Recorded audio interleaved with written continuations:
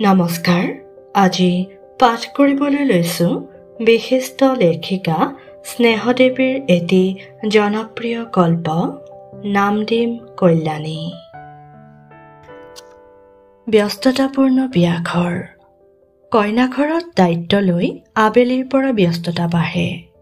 গাত লাগি কাম কৰাবিলাকে কাম কৰিছে, কিছুমানে এনেই ঘূৰা-ঘূৰি কৰিছে, কথা পাতিছে।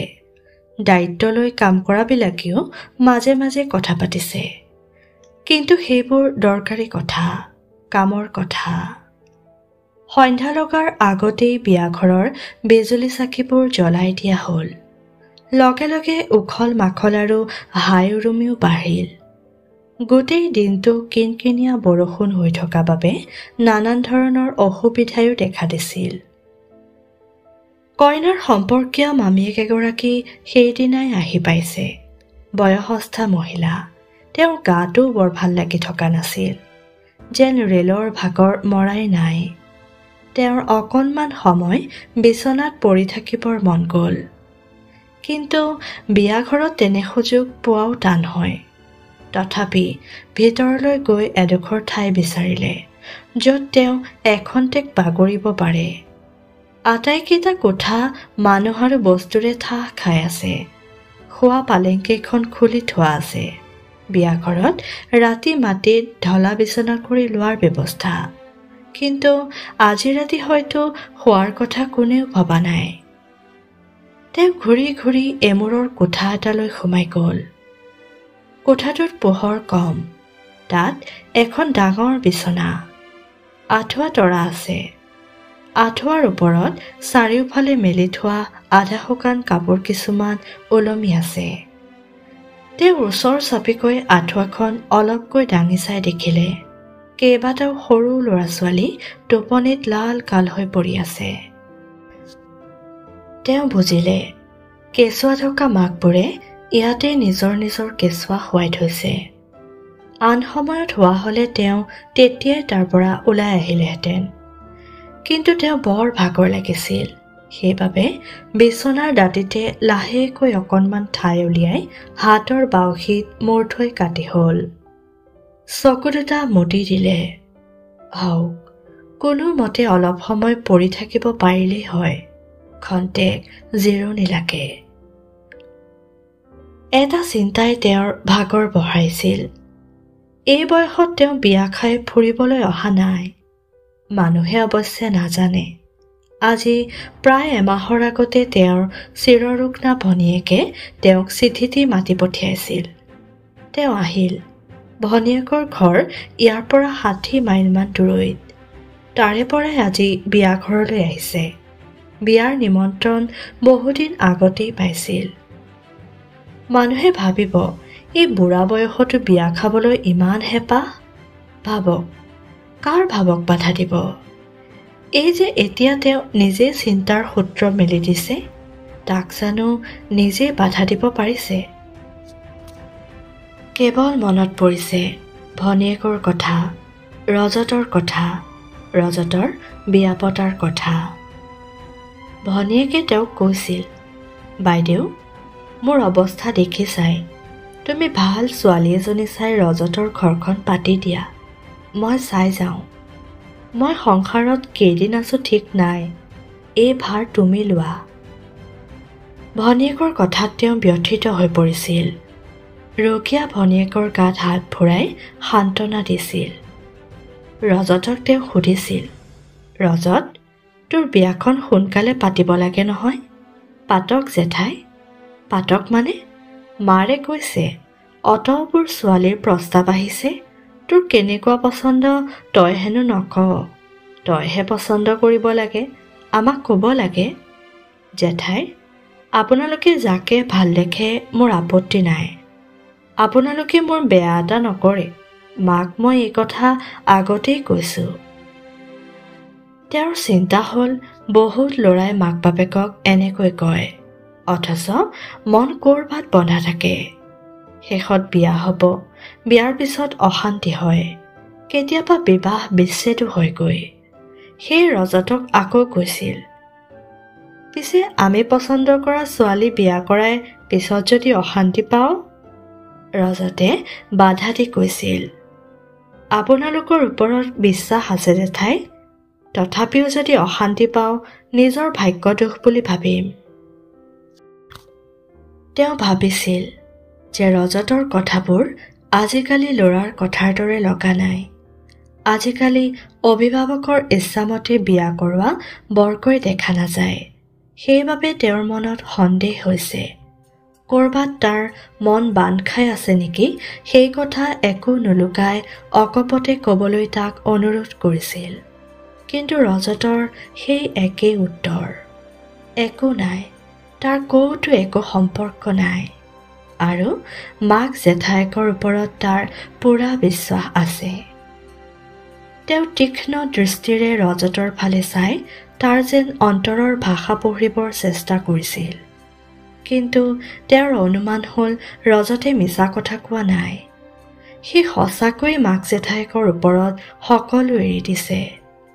তেওঁ যেনেকৈ এটা স্বস্তিৰ নিশ্বাস এৰিলে, তেনেকৈ আকৌ এটা গধুৰ দায়িত্বৰ বোজাই মন ভাৰাক্ৰান্ত কৰি তুলিলে। শেষত তেওঁ আকৌ সুধিলে, তই তেন্তে তোৰ বিয়াৰ সকলো চিন্তা আমাৰ ওপৰত এৰি দিছ? ৰজতে বহাৰ পৰা উঠি অলপ হাঁহি ক'লে, জেঠাই, মই মাৰ অসুখৰ চিন্তা, নিজৰ ব্যৱসায়ৰ চিন্তা, ঘৰখন চলোৱাৰ চিন্তা, এইবোৰৰ ওপৰত আৰু নিজৰ বিয়াৰ কথা চিন্তা কৰিব নোৱাৰোঁ। মই যাওঁ জেঠাই। ৰজতলৈ তেওঁৰ মৰম লাগি গ'ল। ভনীয়েকৰ কথা ভাবিলে, এই ল'ৰাটোক লৈতো মাকৰ যত আশা ভৰসা, নহ'লে নিজৰ অকাল বৈধব্যৰ দুখ, ৰোগীয়া দেহৰ বেদনা, তাৰ ওপৰত যদি ৰজত অবাধ্য হ'লহেঁতেন বা মাকৰ মনত দুখ পোৱা কিবা কাম কৰিলেহেঁতেন, তেন্তে সেই মানুহজনী জীয়াই থাকিব পাৰিলেহেঁতেন জানো? এতিয়া পুত্ৰৰ সুখৰ জীৱন চাবলৈকেতো নিজৰ দুখ পাহৰি আছে। ছোৱালীৰ প্ৰস্তাৱ অহা চিঠিবোৰ তেওঁ পঢ়ি চালে। কেইটামান প্ৰস্তাৱ তৎক্ষণাত নাকচ কৰিবলগীয়া, কেইটামান বিবেচনা কৰি চাবলগীয়া। তেনেবিলাক ঠাইত তেওঁ পৰোক্ষভাৱে খবৰ ল'লে। ক'তো তেওঁৰ মনে বিচৰা ধৰণৰ পোৱা নাই। কোনোৱে ছোৱালীৰ বয়স মুখেৰেতো কমাই কয়েই, সোঁৱৰণি পৰ্যন্ত বয়স কমাই দেখুৱায়। সেইবোৰ মানুহলৈ তেওঁ ঘৃণা উপজে। ফাঁকি ফুকাৰ কাৰবাৰ তেওঁ ভাল নাপায়। ৰজতৰ দৰে ল'ৰা এটালৈ এজনী ছোৱালী লাগিব, যিজনী হ'ব লাগিব ঘৰ ধৰিব পৰা, স্বাস্থ্যৱতী, মনৰো বল থকা হ'ব লাগিব। আৰু হ'ব লাগিব সৰল। আৰু ৰূপৰ কথা তেওঁ এই সময়ত একো ভাবিব নোৱাৰিলে। এই প্ৰায় এমাহে তেওঁ তলে তলে যেন ৰজতলৈ ছোৱালী চাই ফুৰিছে, কিন্তু ক'তো দেখোন মন খোৱা নাই। এই কথাবোৰ ভাবি তেওঁ সেই কেঁচুৱাবোৰৰ লগত বিচনাখনত পৰি আছিল। এইখন বিয়াঘৰতো ৰভাতলত গোট খোৱা বিবাহযোগ্য ছোৱালীবিলাকলৈ তেওঁ চকু দিছিল। কোনোবাজনী দেখাত ধুনীয়া, কিন্তু কাপোৰ কানি পিন্ধাৰ ধৰণ দৃষ্টিকটু।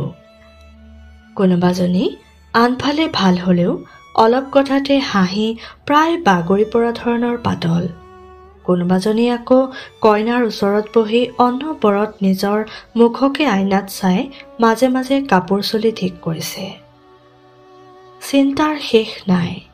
তথাপিও অলপ সময় সকলো চিন্তা বাদ দি তেওঁ জিৰাবলৈ আহিল। মনে মনে ঈশ্বৰৰ নাম ল'লে, প্ৰভু, মোক কি দায়িত্বত পেলালা? কিছু সময় পাৰ হ'ল। হঠাৎ কোঠাৰ দুৱাৰখন মেল খালে। তেওঁৰ তন্দ্ৰাৰ ভাৱ কাটি গ'ল। তেওঁ কাণ কৰিলে, ভাবিলে কোনোবা মাকে চাকৈ নিজৰ কেঁচুৱাক চাই যাবলৈ আহিছে। কিন্তু নহয়, শুভ্ৰা মানে কইনাৰ বৰ বায়েক, যি সকলো ফালে চকু দি নিয়াৰিকৈ কাম কৰাইছে। সেই শুভ্ৰা লগতে আৰু কোনোবা এজনী আহিছে, সৰু সৰুকৈ কথা কৈছে। এই কোঠাতে হ'ব বুজিছ, মেজ এইখন আছেই, চকীও এয়া কেইবাখনো আছে। সিফালে ঠাই আজৰি হওঁতে পলম হ'ব, দৰা অহাৰ আগতে আজৰি হ'ব লাগে। সিহঁতকেইজনীক ইয়াতে দে, ঘৰুৱা ছোৱালী, বেয়া নাপায়। তেওঁ বুজিলে এই কোঠাটোত কাৰোবাৰ খুওৱাৰ ব্যৱস্থা কৰিছে। দৰা আহিবৰ সময়, সেয়ে লৰালৰি। কোঠাত কেঁচুৱা শুই থকা বাবে কথাবোৰ সৰু সৰু। তেওঁ আগৰ দৰে পৰি থাকিল। কোঠালৈ আৰু কোনোবা অহাৰ গম পালে চকী মেজ সাৱধানে টনাটনি কৰাৰ শব্দ হ'ল। তোমালোকক ইয়াতে দিছোঁ, বেয়া নাপাবা হওক দেই, খোৱা, লাজ নকৰিবা। এয়া শুভ্ৰাৰ মাত। ছোৱালীহঁতে খোৱাৰ লগে লগে সৰু সৰুকৈ পতা কথাবোৰ লাহে লাহে অলপ ডাঙৰ হ'ল। শুভ্ৰা নিশ্চয় কোঠাৰ পৰা ওলাই গ'ল। তাইৰ মাত শুনা নাই। ছোৱালীহঁতে কথা পাতিছে। কাৰোবাৰ বিয়াৰ কথা ওলাইছে। কোনোবা পুষ্পাৰ এংগেজমেণ্ট হৈ আছে। কোনোবা নীৰাৰ কথা ওলাইছে। এজনীয়ে কৈছে, নীৰাই কি কৰিলে দেখিনা নহয়, কি যে সাহ ভাই। আন এজনীয়ে কৈছে, নকৰি কি কৰিব, কিমান দিনৰ পৰা সিহঁতৰ চিনাকি, কথা দিয়া দি। সেই বুলি আৰু সেইটো ভাল কাম বুলিব নোৱাৰি দেই। মাক দেউতাকৰ কথা ভাবিব লাগে। মাক দেউতাকক অশান্তি দিলে নিজে জানো শান্তি পায়? এটা মিহি অথচ গহীন মাত। এই মাতৰ গৰাকিনী কোন? মনত লাগি যোৱা কথা কৈছে। ছোৱালীজনী কোন চাবৰ তেওঁৰ ইচ্ছা হৈছিল। ক'ৰ ছোৱালী, বিবাহিতা নে অবিবাহিতা, জানিবৰ ইচ্ছা হৈছিল।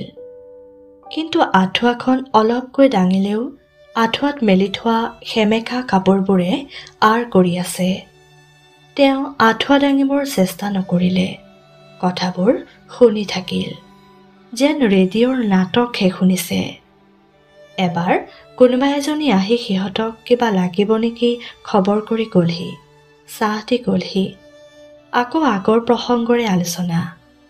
নিতুৱে যে শান্তি অশান্তিৰ কথা কৈছা, এইবোৰৰ একো মানে নাই। এইবোৰ এনেই কোৱা কথা। নীৰাহঁত নিজেতো সুখী হৈছে, আৰুনো কি লাগে?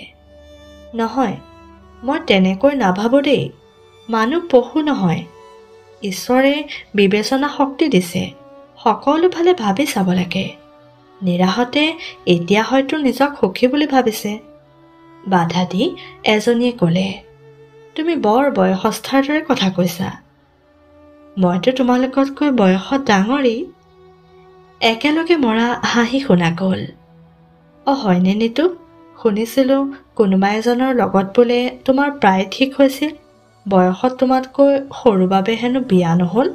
কথাটো হয়নে বাৰু? এয়া যেন আক্ৰমণাত্মক প্ৰশ্ন। কিন্তু সেই মিহি অথচ গহীন কণ্ঠস্বৰৰ গৰাকিনীৰ স্বাভাৱিক উত্তৰ।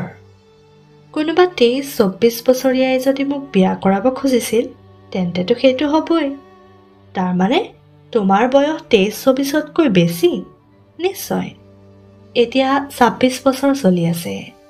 বহুত মাকে নিজৰ ছোৱালীৰ বয়স কমাই কয়। মই পিছে কথাটো অলপো ভাল নাপাওঁ। খোৱা বোৱাৰ মাজে মাজে কথা চলিয়েই আছে। কোন কেইজনী বিয়া শেষ হোৱালৈকে থাকিব, কোন কোন দৰা অহাৰ পিছতে অৰ্থাৎ দৰা চাই গুচি যাব, এইবোৰ আলোচনা হৈছিল। মই কিন্তু নৰওঁ, এতিয়াই যামগৈ। মাৰ গা ভাল নহয়। মা আহিব নোৱাৰাৰ বাবে মোকে পঠালে। এয়া নিতুৰ কণ্ঠ। কোনোবা এজনীয়ে সুধিলে, দৰা নোচোৱা? পিছততো দেখিমেই। তোমাৰ মাৰাৰ কি হৈছেনো? ইনফ্লুৱেঞ্জাৰ দৰে, জ্বৰ আছেই। একো নহয় দিয়া। নহয়, মই মাক কৈ আহিছোঁ সোনকালে আহিম বুলি। ধৰা তোমাৰ বিয়া হৈ গ'ল, তেতিয়া তুমি ঘৰত নাথাকিলে মাহীদেউৰ অসুখ হ'লে কি কৰিলাহেঁতেন? তেতিয়া তুমি ওচৰত থাকিব পাৰিবা জানো? তেতিয়াৰ কথা তেতিয়া হ'ব। এতিয়া মোৰ এটা কৰ্তব্য আছে। আকৌ আগৰ কথা ওলাইছে। বাৰু নিতু, তুমি যে নিজে পচন্দ কৰি বিয়াত শান্তি নোপোৱাৰ কথা কৈছা, মাক বাপেকে পাতি দিয়া বিয়াও দেখোন কেতিয়াবা অশান্তিৰ হয়, নহয় জানো? হয় কেতিয়াবা। তেনেহ'লে তুমি কিয় তেনে বিয়াৰ ওপৰত ইমান গুৰুত্ব দিছা? নহয়, তুমি ভুল বুজিছা। নিজৰ পচন্দক মই বেয়া বোলা নাই, কিন্তু মাক দেউতাকৰো সমৰ্থন লাগিব। তেতিয়াই মংগল হয়।